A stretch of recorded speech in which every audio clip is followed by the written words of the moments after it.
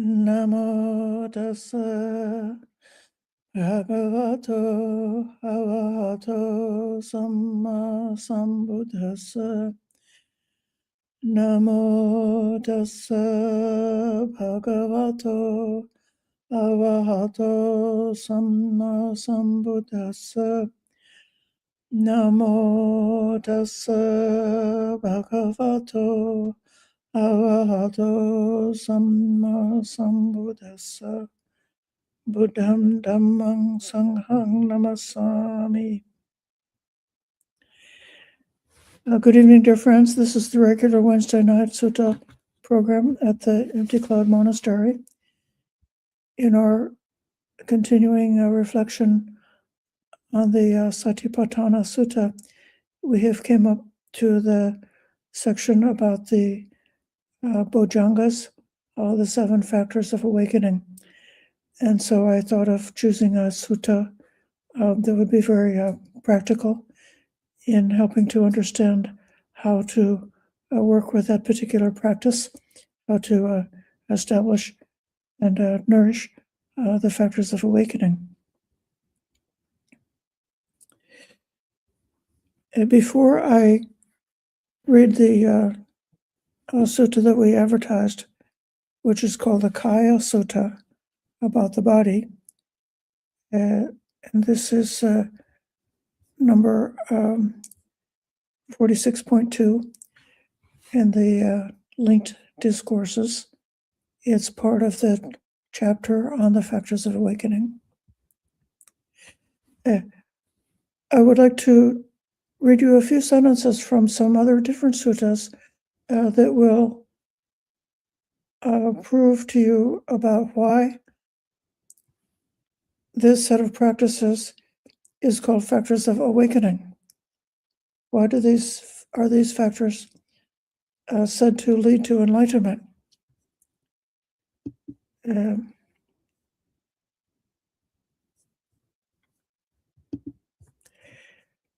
Okay, here's one. This is in the same chapter about the awakening factors. The Buddha is speaking of 4 kinds of deeds. This is number in the Anguttara, this is 4.238 in the Course. So the Buddha points out 4 kinds of deeds.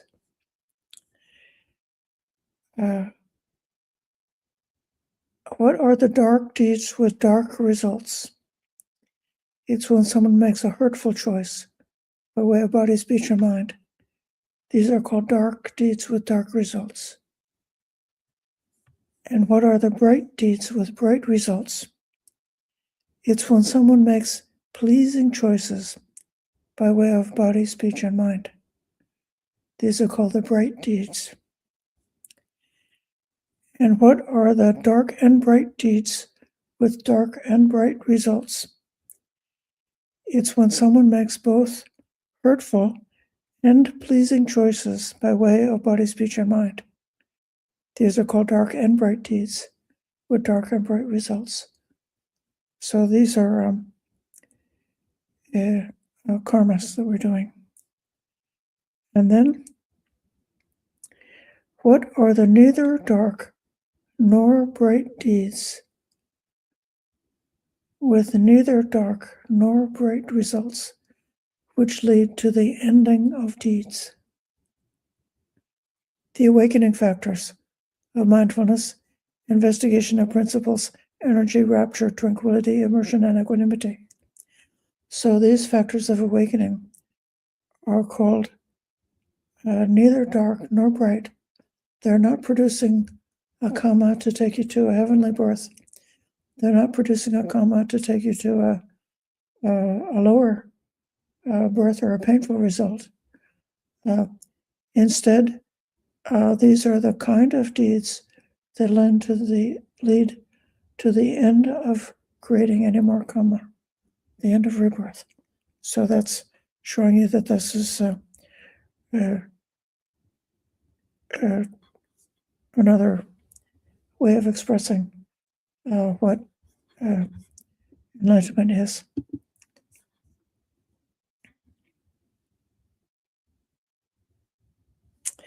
Here's another one. We're back in the Samyutta, and the Nibbeda Sutta is about penetration, which is in a reference to penetrating insight. The question is, how are the 7 awakening factors developed and cultivated so as to lead to penetration? And here, the answer is, they develop, this applies to each one of the factors. They develop the awakening factor of mindfulness, which relies on seclusion, fading away, and cessation. It ripens as letting go, and it is abundant, expansive, limitless, and free of ill will. How much meaning is packed into that one sentence? Seclusion is seclusion from distractions of everyday life, seclusion from the hindrances or all the unwholesome or negative, toxic patterns of the mind. And finally, seclusion from all of the grasping, the taking up, which is creating an identity view and carrying us along to the next life, secluded from all of those things. And then with the experience of that seclusion, we see that there's a fading away of the raga, which is the sensual desire. So sensual desire naturally fades away. And then we experience the cessation of dukkha, the cessation of suffering. And then the full accomplishments is translated as letting go. The Pali word is vosaka. And that's when the process becomes irreversible. When you've let go of those negative mind states, and you wouldn't pick them up again. You've let go of the sensual craving, and it's not going to bother you again. So you're not picking it up again. And then this last phrase is about the boundless meditation, which is sometimes used in terms of meditation on loving kindness and the Brahma Viharas, which is having the thought of kindness and compassion in all directions without any boundary, any limitation. And also a similar expression can be used for meditation on emptiness or other kinds of secluded meditation, like the immaterial meditations, like the meditation on infinite space or infinite consciousness and so on. Those also have that quality of being expansive and limitless, but in particular, one has mentioned that it's free of ill will. So this is a pointer to loving kindness and the Brahma Viharas. So it should be a natural result of developing the factors of awakening. Side effect along the way is that ill will and resentment is taken out. And with a mind that has developed this awakening factor, they penetrate and shatter the mass of greed, the mass of hate, and the mass of delusion for the first time. So that's a description of enlightenment, where the roots of suffering, greed, hatred, and delusion, are shattered and destroyed. And so for the same, in the sutta, the same phrase is repeated for each one of the factors of awakening. So that's how we want to practice it.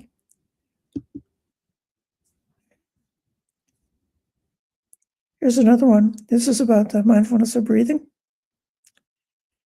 And it says, you should develop the mindfulness of breathing together with the awakening factors. So you're breathing together with each one of these factors. And while you're practicing the breath, you're experiencing mindfulness is there, investigation is there, energy, rapture, tranquility, and immersion are all there with each breath. With each breath in, with each breath out, all of those factors are present. And here again, it's got the same idea that this seclusion, fading away, cessation, ripening and letting go is present with that practice. And I'm going to save this one for later and come to the main sutta for today, which is the Kaya Sutta, the one about the body. Mendicants, this body is sustained by food. It depends on food to continue, and without food, it doesn't continue.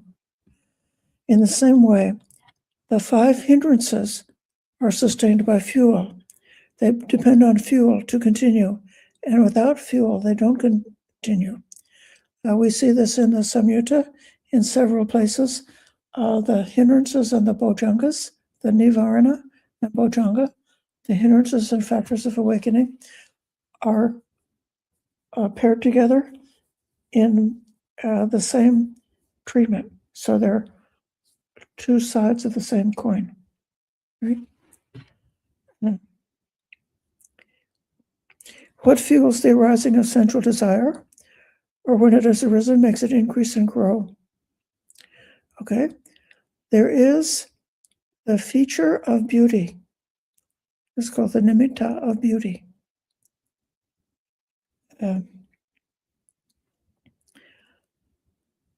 Frequent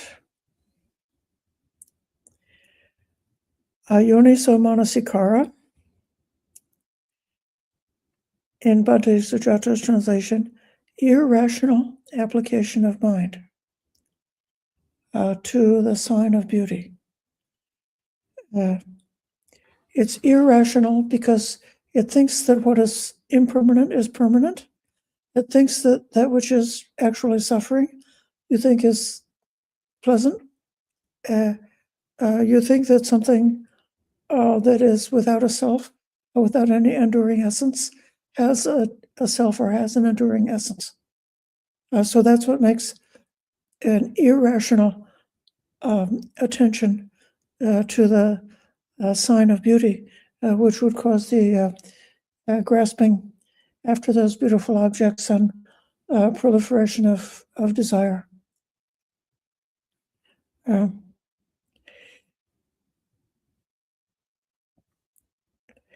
I don't like Bhikkhu Sujata's translation because I believe that wise attention, that's also another translation, Bhikkhu Bodhi's translation, that it's both very rational and objective, but it's also intuitive and deep. So it's not just like a mechanical process, like something rational, like doing your math homework, but it's something more deep than that. What fuels the arising of ill will? Okay, so there is the feature of harshness, patika. That is the thing that just is irritating. It's like a sense it's almost like a sensory kind of a thing that you would feel it. And you could be, if you look at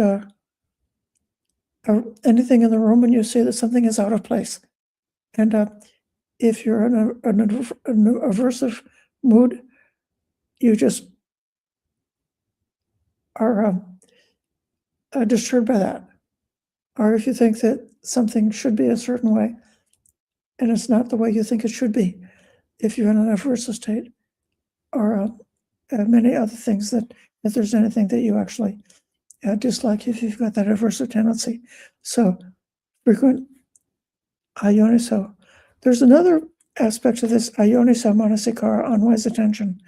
Yoniso manasikara is deep attention that is paying attention to things in terms of the roots of where it comes from. That's why the logo that I did for today's sutta had an image of a tree where you could see the roots under the ground. So wise attention sees things in terms of the flow of causation. It sees how things are arising from their causes and sees what they're leading to. Ayoniso, or unwise attention, just looks at the surface and it doesn't look underneath to see where it came from. Okay, so then what fuels the arising of dullness and drowsiness? A discontent, sloth, yawning, sleepiness after eating, and mental sluggishness. Frequent irrational application of the mind or unwise attention to those it makes them increase. So if you believe in your sleepiness, if you believe in your laziness, if you believe that you're weak, if you believe that you don't have any energy, that you don't have any strength, that's what would be the result of that unwise attention. But if you think you don't welcome these qualities, then you try to arrange your life to remove these qualities. So making your life less stressful can reduce sluggishness and sleepiness. Being physically fit, having enough exercise, can reduce sluggishness. Not overeating and chewing the food, being aware of the kind of food that's good for your body, and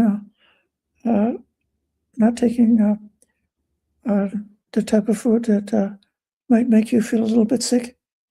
That would avoid. So this is just a common self-care. So you realize these are not desirable qualities, not good for practice, not supportive for meditation. So while you're trying to practice meditation, don't do the lifestyle that makes you exhausted. Okay. And then what fuels the arising of restlessness and remorse? And causes, when it's risen, causes it to increase and grow. And here, it is simply saying, there is the unsettled mind,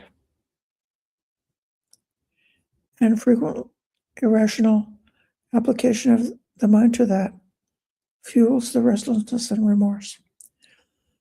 So if a person, this is particularly in context of meditation, if it's difficult to meditate because of being worried, if it's difficult to meditate because something happened that makes you feel embarrassed, and you are like trying to turn it over in the mind to rewrite history and make that thing to be not so embarrassing. or if it's simply a physical restlessness because of pain or any other reason. So there's a way that in meditation you can take the bait with those things and just be sitting in meditation, finding it very difficult to stay still and hold the constant posture in meditation because of restlessness. And if you, in a certain way, like give in or take the bait or believe in all of those factors, you could choose that instead of practicing meditation, that you'll sit on the meditation cushion worrying about your problems, or worrying about the painful bodily feelings, or worrying about the restless bodily feelings.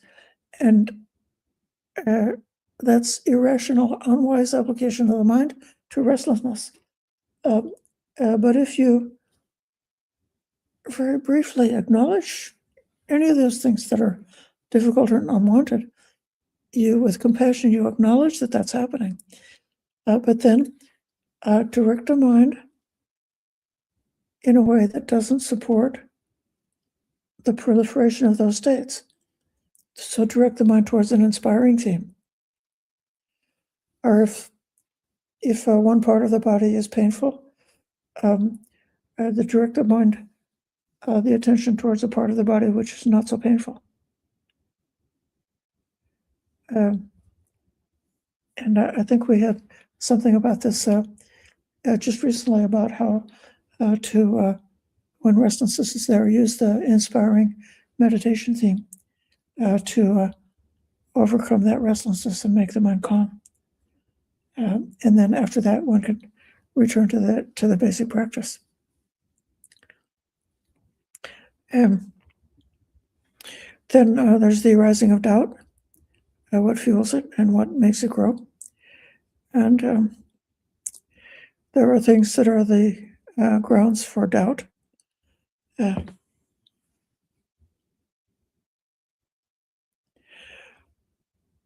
We know that there are wholesome questions when if you really don't know, maybe there's some part of the Dhamma, you've read about it in the suttas, but you don't personally understand it.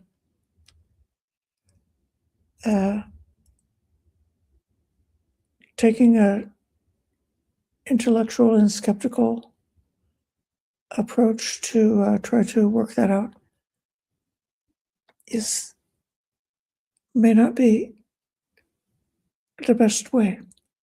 That may be the best way if you can be comfortable saying, oh, with respect to this aspect of the Dhamma, I don't know. And just let that be something that for the moment is not known. And then as you develop in the practice, that it could be that then the clarity about that aspect of the Dhamma may come to you. If you have an attitude of disrespect for the Buddha, Dhamma, and Sangha, that would definitely feed and nourish a skeptical doubt towards the Buddha, Dhamma, and Sangha. So having an attitude which is respectful and appreciative also denourishes that. So this is about the same way that the 5 hindrances are sustained by fuel. They depend on fuel to continue. Without fuel, they don't continue. So you can't, in this case, the suggestion is You may not be able to use force to cut off and destroy the hindrance because it's there because of the previous causes and conditions. But if you can find the skillful way to stop nourishing that hindrance, then gradually that hindrance will fade away. It will become weaker and weaker and weaker. And then finally it will break and will be gone. Now I come to the 7 factors of awakening. They're also sustained by fuel. What fuels the arising of mindfulness, or when it has arisen, fully develops it. It is the things which are the grounds for the factors for the mindfulness. In that case, the Tana is here in the Pali, Bojjhanga. So that's the same as Satipatthana. That's the same thing. It's the base, the establishment. And so the 4 foundations of mindfulness. So learning how to discern and perceive and clearly be aware of what's going on with the body, with the feelings, with the states of mind, and with one's direct and personal experiential knowledge of the Dhammas. That is the ground, and giving wise attention to those things is nourishing the growth of mindfulness. So it's not that difficult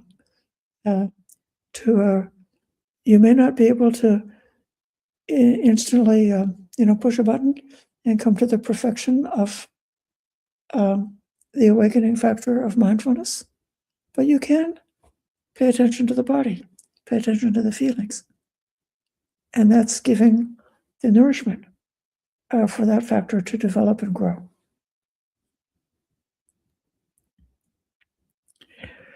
And then the next is the awakening factor of the investigation of principles. That's the investigation of Dhammas, or when that factor has arisen, fully develops it. So Dhamma Vichaya, that's investigation, and in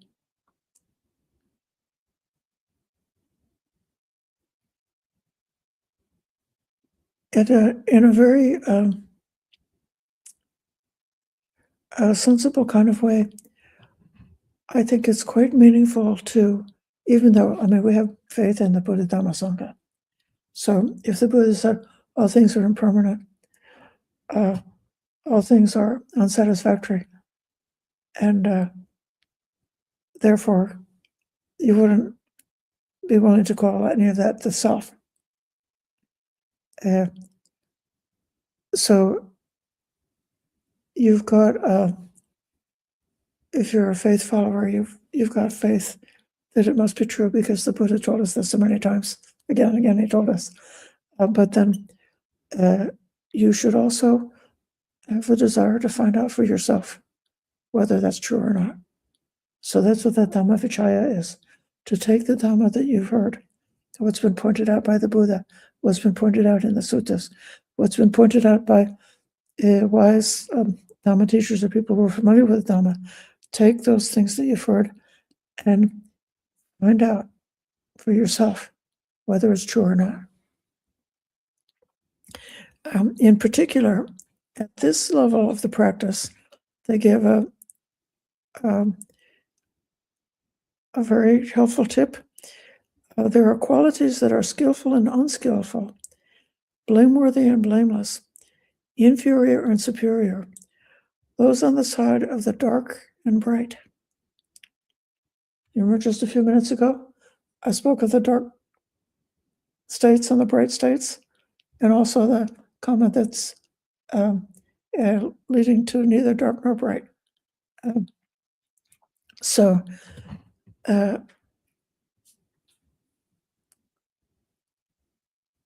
how do you know the difference between good and evil? How do you know the difference between skillful and unskillful? You could memorize the precepts that you've taken, and you could, if you're a bhikkhu or a bhikkhuni, you could study the many aspects of the precepts in deportment that's indicated to actually refine the sense of ethical behavior. And then you also, at the same time, because you're mindful, you'll look within and you know how it feels in the heart. You've got an intuitive knowledge, not only what follows the rules, but what is kind, what is harmless, what is prudent, what is gentle, if possible, and if it has to be strong, what's done at the right time with the right kind of consideration, with the right kind of motivations, and that you've learned how to see that the Chaitana, the intention within, is what determines what color all of the thoughts, words, and deeds happen because of the intention. So you'll learn how to become more and more clear about what's the quality of the ethical quality of the intentions that we carry. So that's the specific practice, activity. Anybody can do this, and that nourishes until this feature of investigation of principles comes up and develops until it becomes fully manifested as a quality of awakening.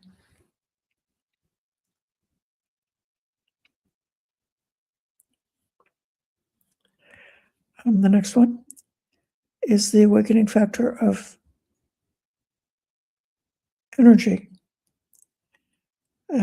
which is virya. That's associated with effort. It's associated with right effort. Virya is associated with the English word hero. And so I think about virya is, when can we become a hero? Up to that full extent. And you may think, oh, I'm too weak, I'm not able. I don't have it yet, I don't feel like a hero. So, or I don't feel like I have enough strength, enough energy. So this is the most useful breakdown. It's so helpful. There are these elements. It's called initiative, persistence, and exertion. Arambadhatu, Nikamadhatu, and Parakamadhatu. So if you sometimes it's hard to get going. You want to do something, but for some reason it's difficult to get started on doing it. Often it's because you don't know how, or there's some kind of a resistance that you have. It's hard to get started, And so the first kind of energy is the energy of starting. So when you're standing still, you got to start. So if you're in the car, you got to turn on the ignition and press the gas pedal and start the car. So you've got many, many examples. Every morning, you get up out of bed every single morning. And for those people who had jobs to do, you showed up to do your job. And so you've already done this hundreds of thousands of times in your life. You've started. And so if you just remember that, you remember how to start, and then start. And then once you start, then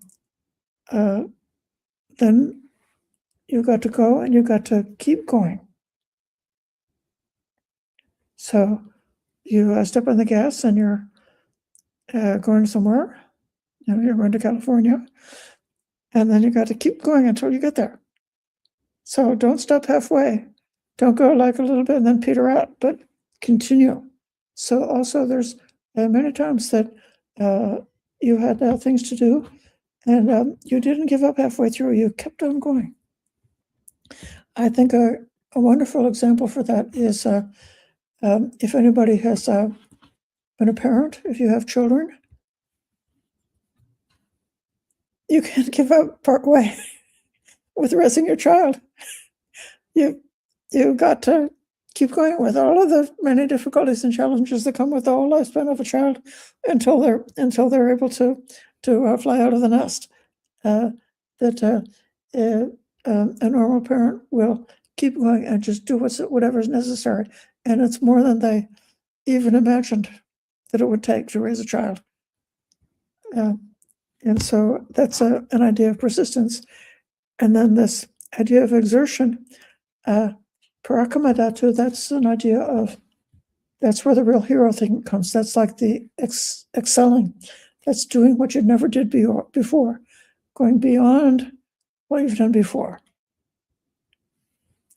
So if you just have a good visualization for those three types of energy, and then you're like mindfully aware, like what's the state of mind when you're calling up that different kind of energy for what you're doing in meditation or what you're doing in the Dhamma, and intentionally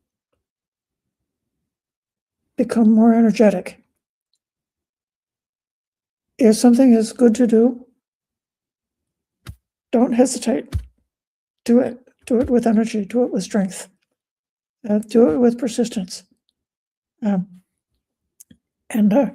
if you practice that, that is the nourishment that is feeding the awakening factor of energy. And then the last one is the Piti, which is translated here as rapture. That's the state of, it can be a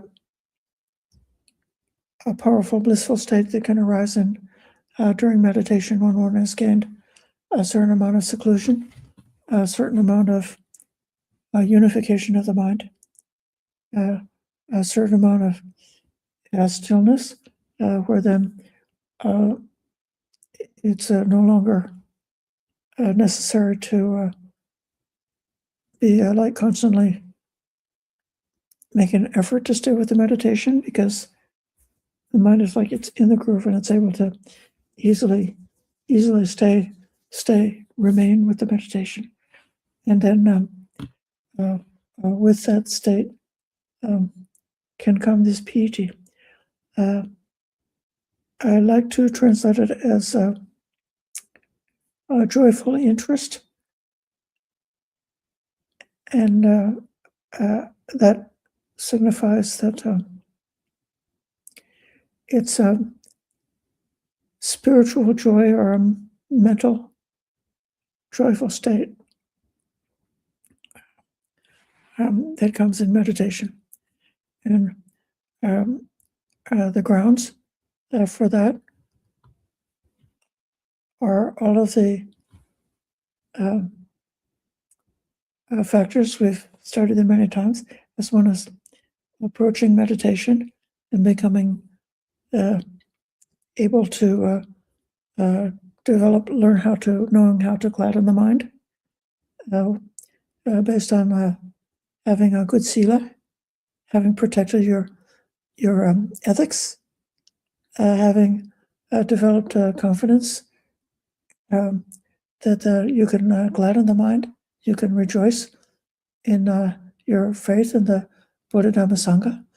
You can rejoice by taking up an inspiring theme of meditation or a theme of contemplation,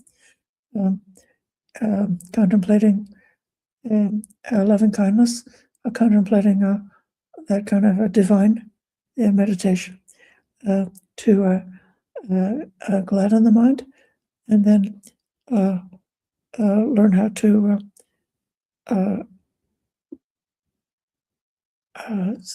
set the adhitthana for entering meditation. Everything that we do, all of that, those are all the factors that are grounds for the awakening factor of rapture.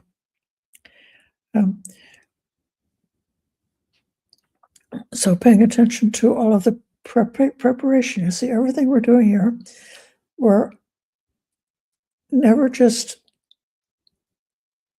reaching for the golden ring and grabbing the thing we want, but instead we're nourishing the ground by doing the practices so that the thing that we want is able to grow.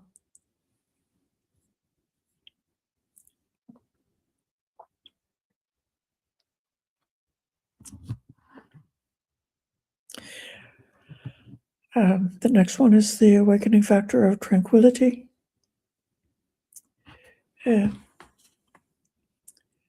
Passaddhi.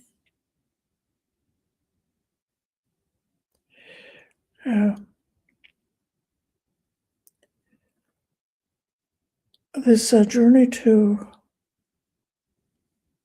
the goal that we're aiming for is a long and winding journey, and is characterized by what we let go of, rather than what we picked up and gained.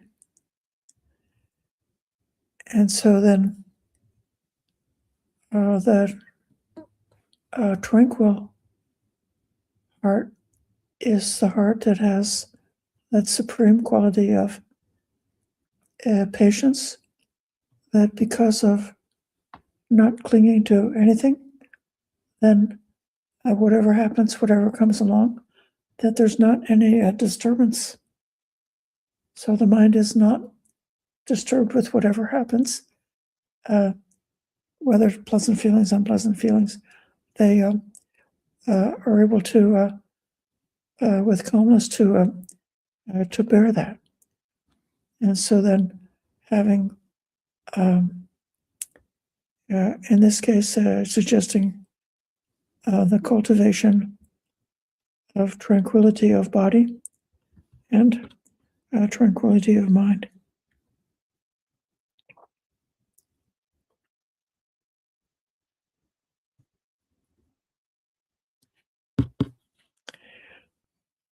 The next one is the factor of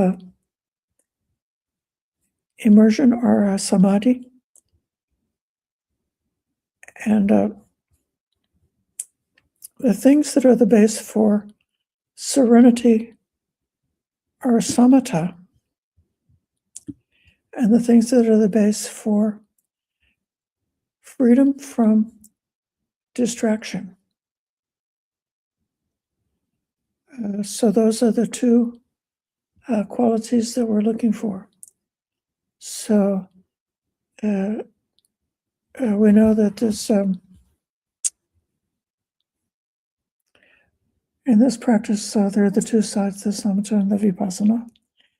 So the opening up of the wisdom and the stillness I always feel that the stillness, the calmness, the samatha is very much related to the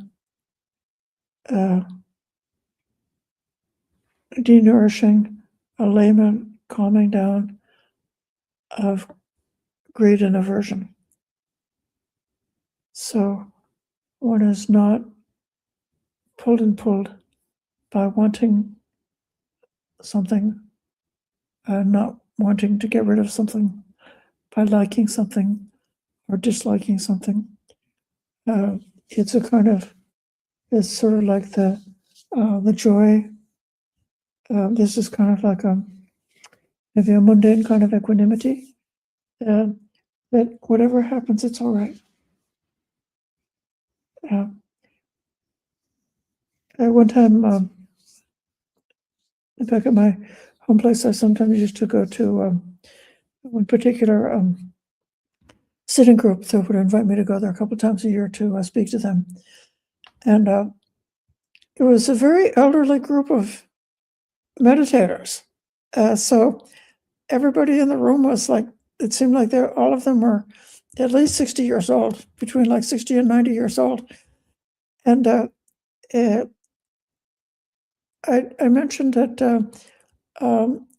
there's a kind of naturally in the older years of life, there can be a kind of happiness of equanimity that when we were teenagers or young adults or young people, there was so much passion, so much liking and disliking, so much up and down, so much strong emotion.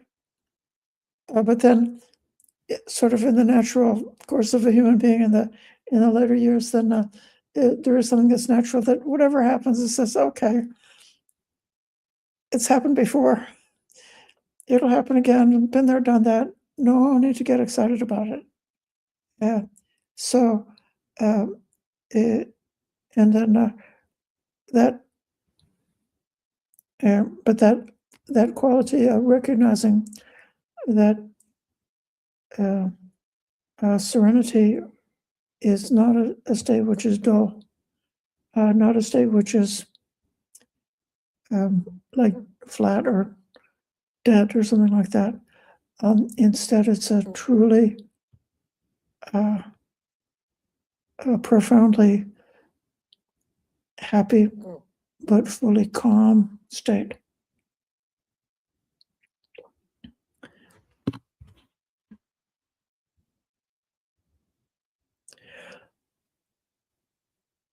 So the cultivation of shamatha by way of meditation, and also the cultivation of wisdom, both contribute to serenity. When you got the wisdom of fully understanding that everything's impermanent, then you will naturally be serene, because you won't be surprised by anything. You know it's all impermanent. You've already finished with all your grieving for the disappearance of the things that are changing. And so you don't need to be upset or disturbed. So giving wise attention to whatever is supportive for serenity.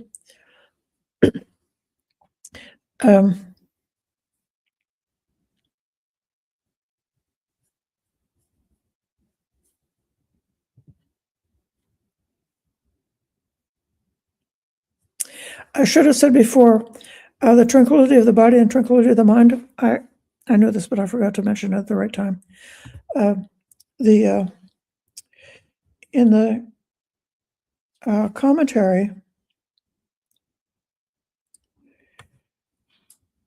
it says it one way. I don't quite agree with this.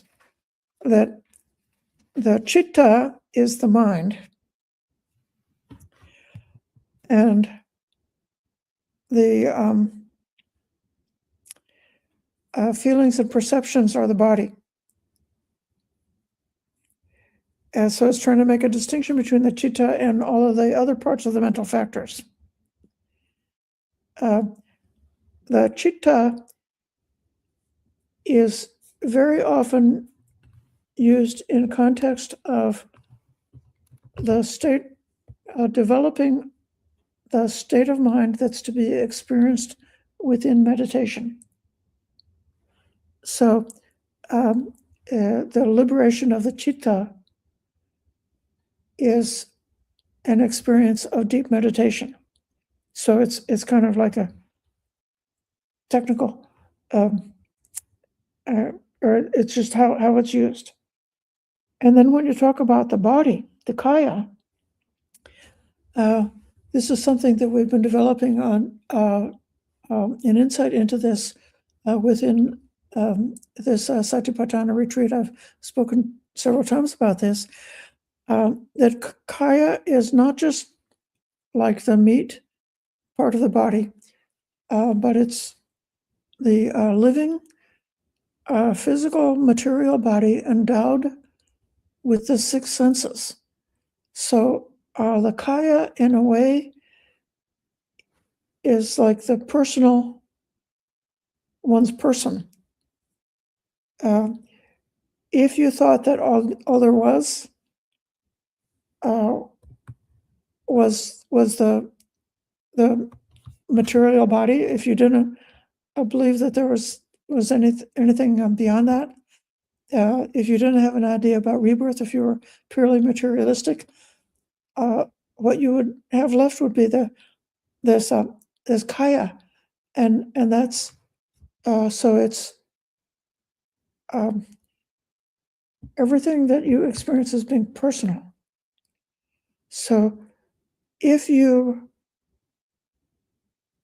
are obsessed with defending your person, protecting your person, providing for the life, safety, health, and nothing to impinge or interfere with your person, then you'll be somebody who's continuously on guard, trying to defend and protect themselves. But then if you are able to see through the idea of being the owner of your person, being the owner of your body, and it's not just the meat part of the body, but being the owner of everything that you think of as being yourself. So I'm associating tranquility of the body being tranquility of all of the formations and proliferations that a person can have about me and mine, about the self. And so that self-delusion breaks up, and one no longer is concerned about that. So whatever happens, you just you know it at the deep level. It's not personal. It's just the flow of causes and conditions, the flow of results, the flow of what's being experienced by this bundle of aggregates, which is not personal. So that's the tranquility of the body. And then the tranquility of the mind is the state of citta, that the pure citta, which is inherently luminous, and when it's not covered by adventitious defilements, that's the citta, is the luminosity of the mind, and that's where the tranquility lies. Okay.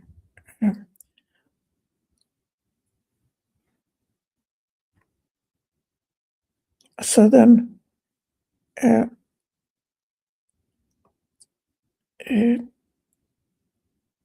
doing what you have to do to develop a samadhi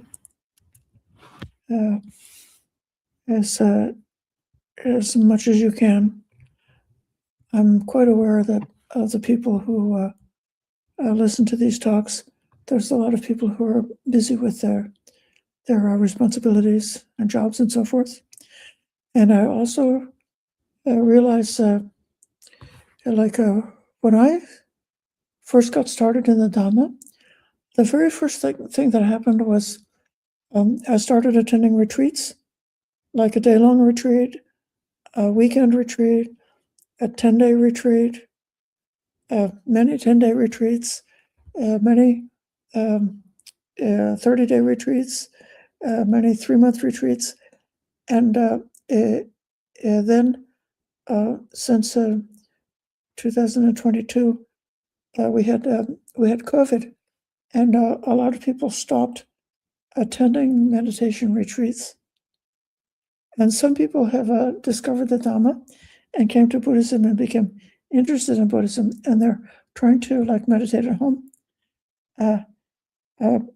But it's really, really, really beneficial to attend meditation retreats if you want to develop samadhi. The Buddha recommended that lay people would have on the Apostolate days, which would be the Apostolate is on the lunar calendar. It's the first and the second. It's the first and 15 of the month is the moon day, and they recommend that you could take a retreat on that day and also the day before, and if you want to be really enthusiastic, the day after. So you take 3 days off twice a month, or the Buddha recommended also taking 7 days off, and so he definitely recommended taking time away from one's usual responsibilities for meditation retreats. I once read a book by a wonderful Japanese writer who was talking about the traditional lifestyle of the Japanese farmers, and they would work very hard during the season growing their crops, but then in the wintertime, there was a period of time, a couple of months, 3 months, when the farmer is not able to do any farming. So in that case, he said the farmers would stay home and write poetry. So the natural life cycle of a human is not normal to be working a 9 to 5 or being on call for your job 24 hours a day, and have merely 1 or 2 weeks in the whole year of time off. Our ancient ancestors, before agriculture was developed, our ancient ancestors had a lot of time to rest. People didn't used to labor and slave away like slaves all the time, and that's not our nature. It's not our fate. We should take retreat, and retreat helps to, in combination with the knowledge of how to meditate, taking the time, doing what has to be done to be able to dispel the negative factors, the hindrances, in order to gain samadhi. And just do all that, and then samadhi arises, and then emerging from samadhi comes equanimity, which is the final. That's the ultimate part of the factors of awakening, and the equanimity is a state that is both as unshakable as a mountain and also as light as a breeze.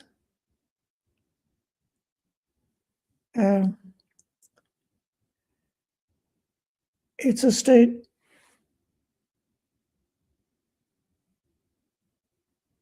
that is arising from wisdom, so that because of having through wisdom and insight gradually worn away and dropped away the preferences, the like and dislike, the wanting and hating, that those preferences all get worn down. And then at that point, in that state of not being disturbed, it's possible to have the maximum capacity for clear seeing. So equanimity has both the quality of stillness and the quality of being a space where one can see things truly accurately as they are. And so if you follow these practical steps to develop the 7 awakening factors, then those factors will continue. They're sustained by the fuel. And without that fuel, they don't continue. The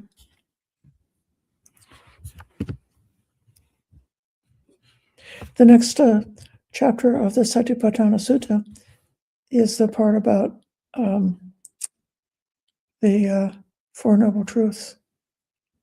And you see, this is how the culmination of the samatha is opening to panya, to wisdom. So when, to whatever extent you've developed, established, cultivated, and reached the maximum potential of these 7 qualities, which are cumulative qualities, they're all present. So that equanimity at the pinnacle of the factors of awakening contains all of the preceding 6 factors. And that is where you may have a chance to have the breakthrough of truly, fully, directly, personally for yourself, understanding the Four Noble Truths, which has been pointed out and explained in many ways by the Buddha.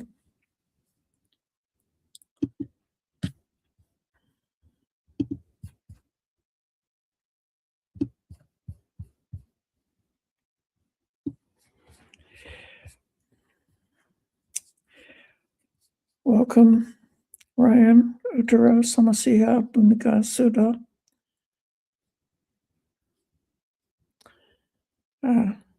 Torah, Eric.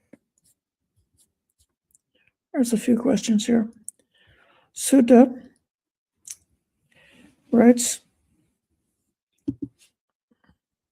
Dear Ayyā, recently I was trying to focus on Appamana aspect of my metta and Avarena aspect for some reason. I can't reconcile metta with my own mind, which finds aversion to perceived racism towards me and others. It's become a hindrance when I go back and spread metta to those individuals. How do I recommend it so I shall move ahead to at least Upachara Samadhi, which is called neighborhood concentration, or the state just before full Samadhi.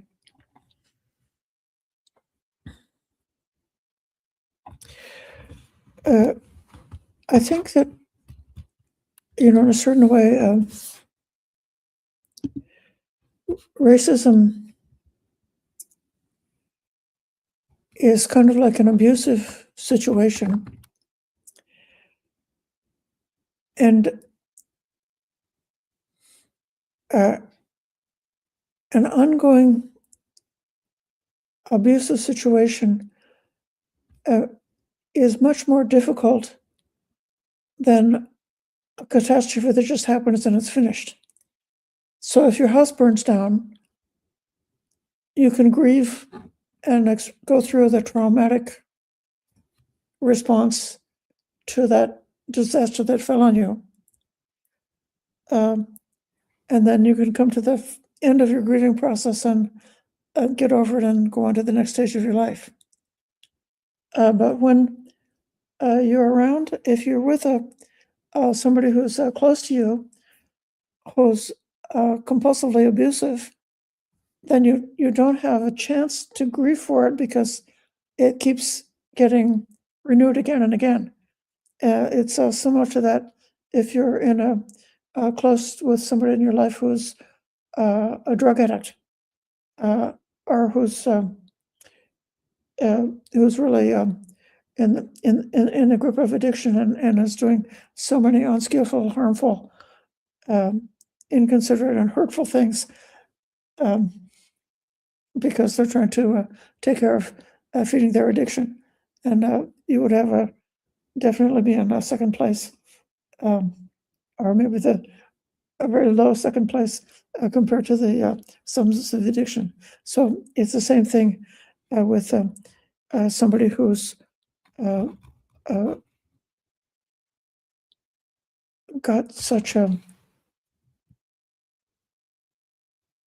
training or a conditioning in their life that they've become so deluded that they think that hatred is good, and who's become made it seem some way enjoyable, that there's something that they're getting something good out of disparaging, putting down other people.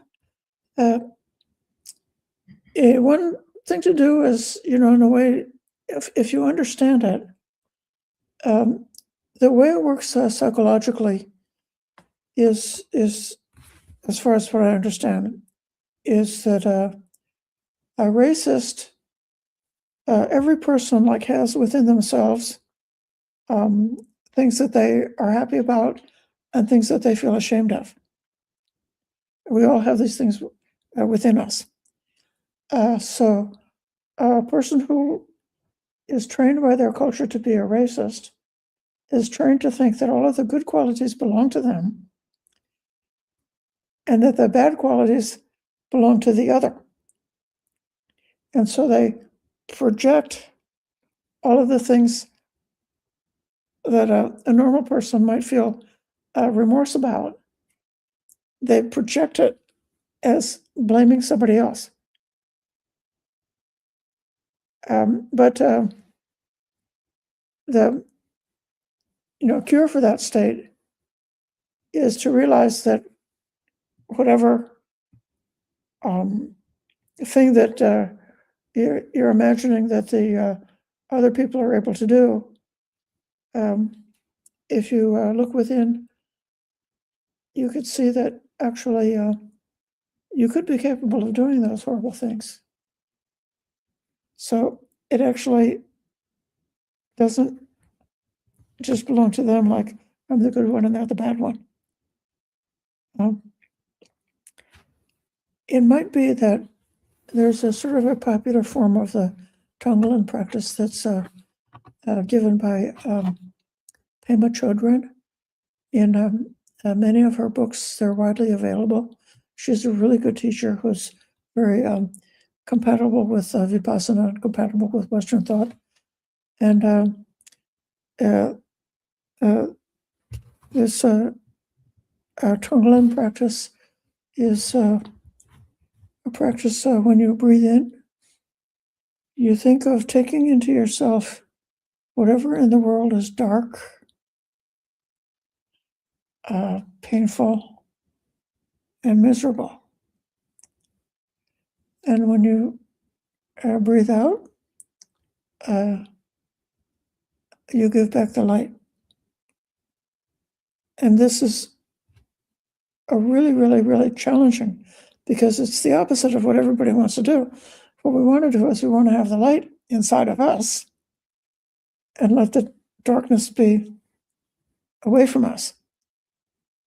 So that this very interesting and challenging to the ego is to say, to accept the darkness, accept what's painful, accept what's difficult, and to know that because of our Buddha nature and because of the Dhamma, that it's possible that everything evil and horrible is able to be dispelled, abandoned, and released, so that the only thing left is the clear light of the luminous mind.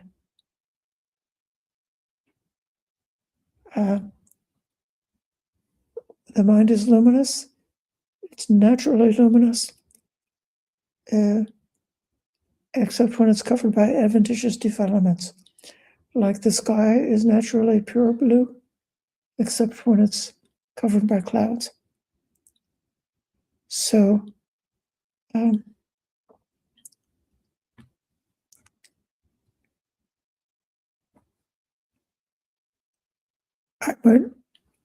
that would be one suggestion, or to do what's necessary to purify that. But it's also true that a person, I'm going to make a racism similar to abuse.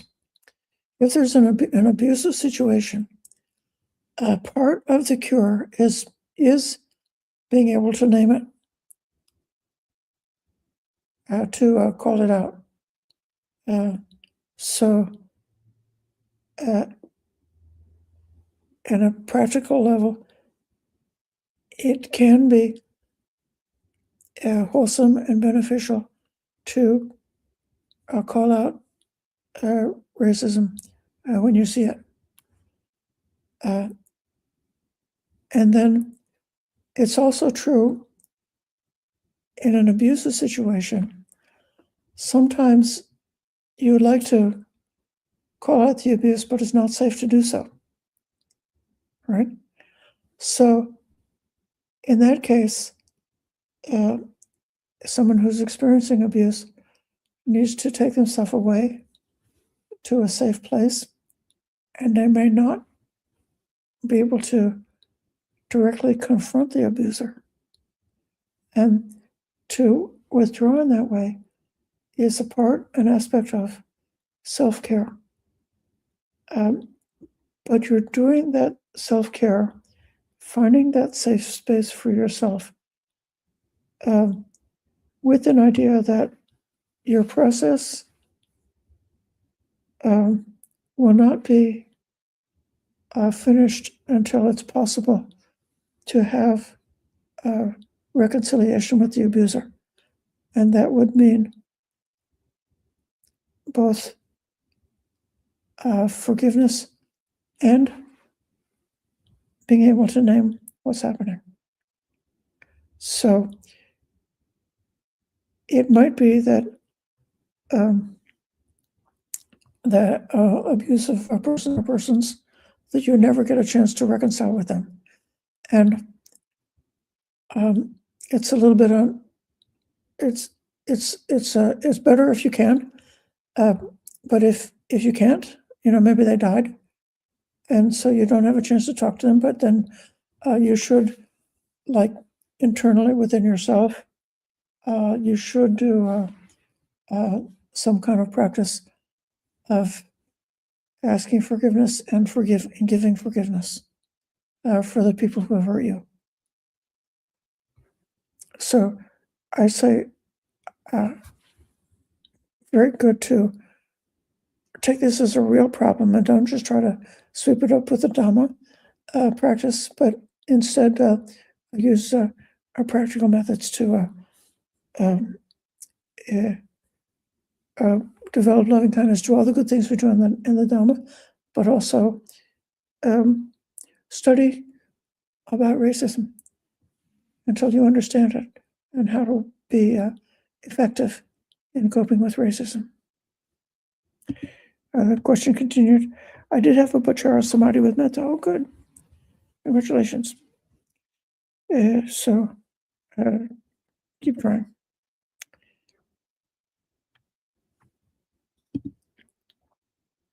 Now we have Ryan.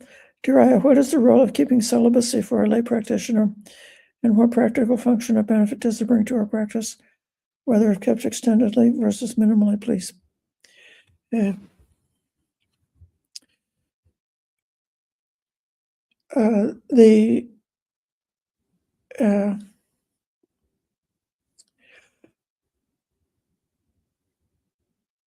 When a person, if we assume that love and sex goes together, that then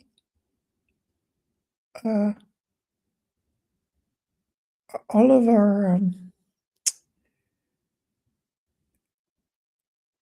neediness and attachment connected to love can definitely create instability and disturbance.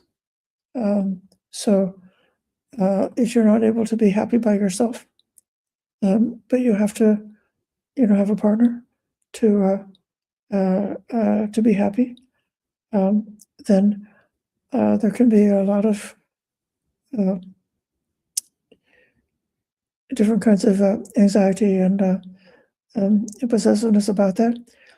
So then if you are single and celibate, and you are able to then find that you can be happy all by yourself, that you have your own happiness, you don't need to get your happiness from somebody else, then that is a tremendous support for practice, for being spiritually mature.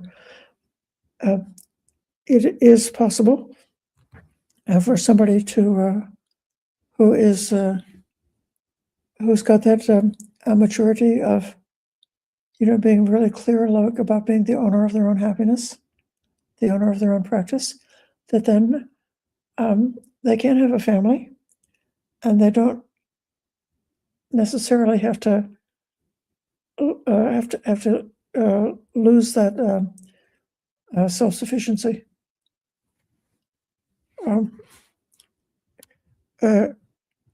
In a way, like for most people, sex and love is, in a certain way, is kind of like the highest good. Like a lot of people in the world,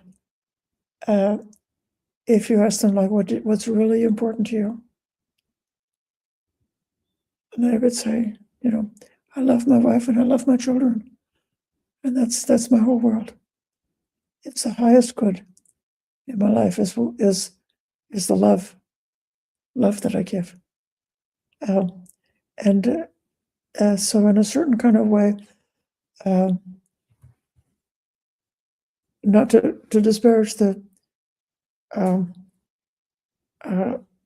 value of family life, but that becomes a block to realizing spiritual happiness. A person who's really reached the goal in spiritual happiness will not have any kind of like a preference for their own spouse or their own children.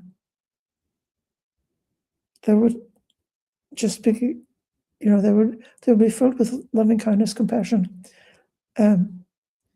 sympathy, and equanimity at all times for all people, but they wouldn't have that special preference, and celibacy supports that.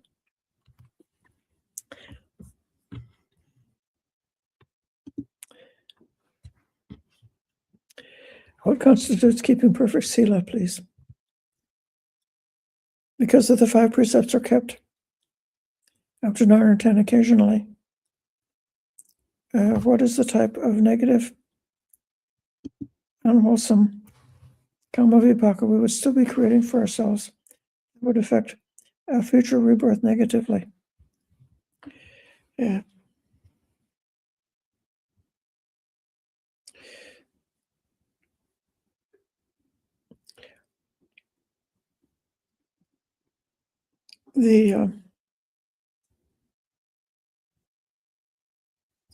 A person who's keeping 5 precepts is earning a living.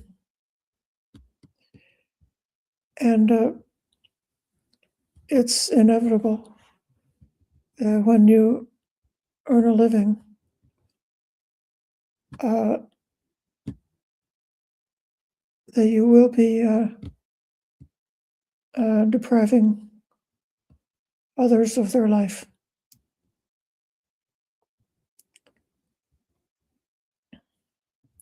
It's said that among the species in the world, all of the different kinds of animals in the world, that and all the different plants in the world, every kind of living animal and living plant in the world needs to take up the byproduct of other living plants and living animals in order to live. So the life, it's like a snake eating its tail. The life process, this is including both the animal world and the vegetable world. Okay, so life eats life. There's only one creature in the world that I know about. It's some kind of a worm that lives in the geysers at the bottom of the ocean, and it's able to directly metabolize the chemicals that are spewing out from the geyser in order to live. So it doesn't require any organic material in order to live. But life consumes life. And if you've ever had a garden, it's extremely difficult or possibly impossible to grow a crop and to get it to the table and into your stomach without killing a bug. And then in the way the world is, like, you drive a car, you're killing a lot of bugs while driving a car. And you're in this, we're in an economy and in a culture that does, the competition and the harm is sort of like built into it. So then when the monastics withdraw from the world, actually we know that when somebody brings a dana, that many insects gave their life in the process of that dana coming to be. And we know that it's a bit of an artificial distinction to say that, well, we didn't intentionally choose to kill those insects that died to make my broccoli. We didn't intentionally decide to cut down the vast swathes of the forest to ruin the habitat for so many creatures in order to get that tomato.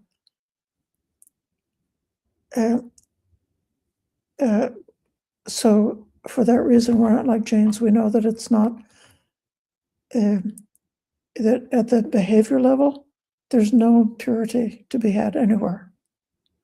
But then that begs the question, or it takes us to come right to the nub that it's within the deepest part of our intentions. So if we are really going as deep and close as we can to purify our intentions, then like we accept the food that came to us, but we don't require the food on a given day.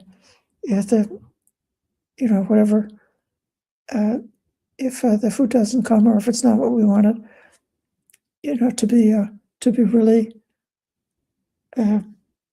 neutral about what happens, and also to really acknowledge how much pain is living in that tomato.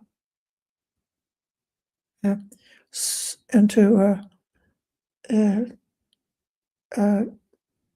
in a way express our gratitude to all of the beings who sacrifice so much to create that food. So that's part of that practice. So a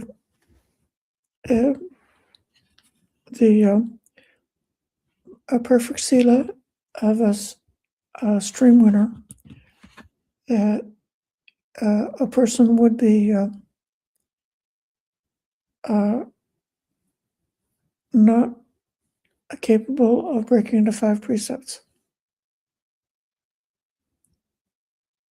So to actually the full perfection of the 5 precepts is really good for sila.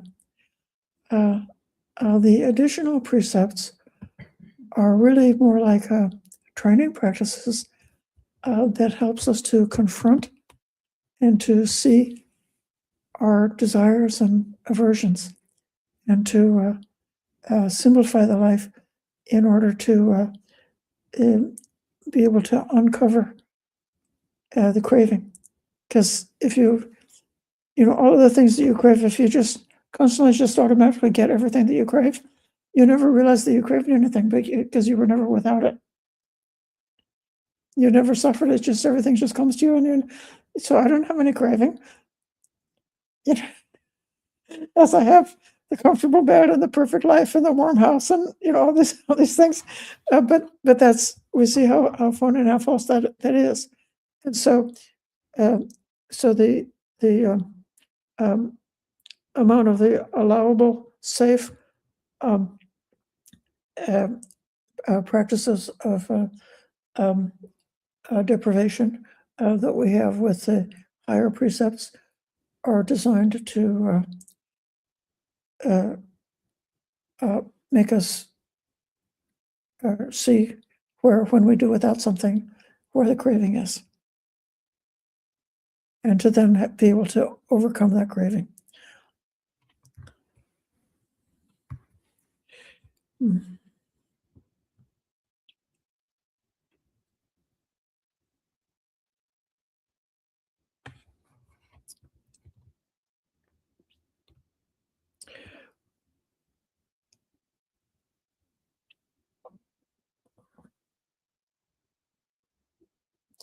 If a person is attentive to consider the acts of body, speech, and mind, and if the sila that they do includes not only their words and their actions, but also their thoughts, that they become unwilling to entertain a thought of cruelty or a thought of harming,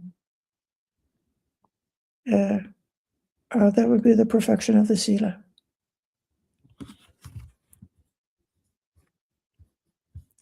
Okay, so that's all the questions, and I think our timing is good. It's 9:00, so thank you for your patient listening tonight.